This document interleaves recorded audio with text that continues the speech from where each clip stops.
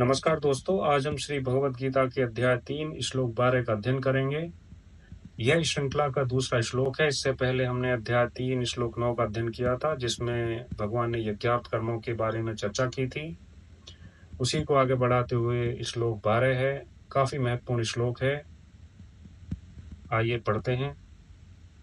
ईष्टान भोगानि वो देवा दास्यन्ते यज्ञ भाविता तैर्दतान प्रदायेभ्यो यो भुक्तेस्तेन एव से।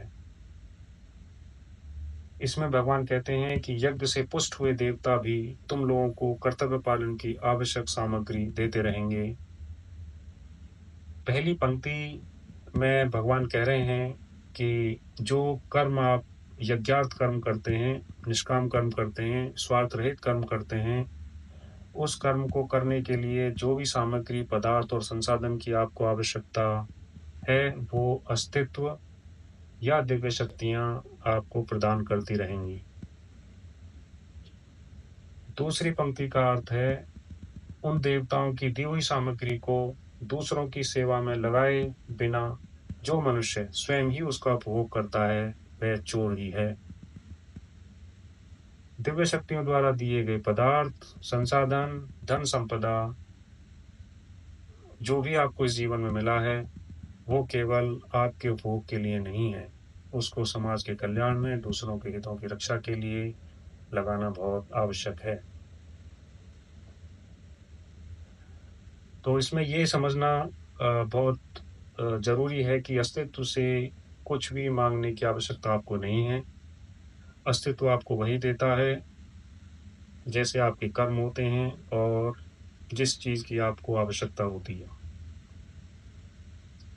अस्तित्व आपकी योग्यता, आपकी पात्रता, आपकी आवश्यकता पर वस्तुएं प्रदान करता है और संसाधन प्रदान करता है। तो भलाई इसी में है कि हम अस्तित्व पर छोड़ दें और अपने कर्मों का सही प्रकार से निर्वाह करें।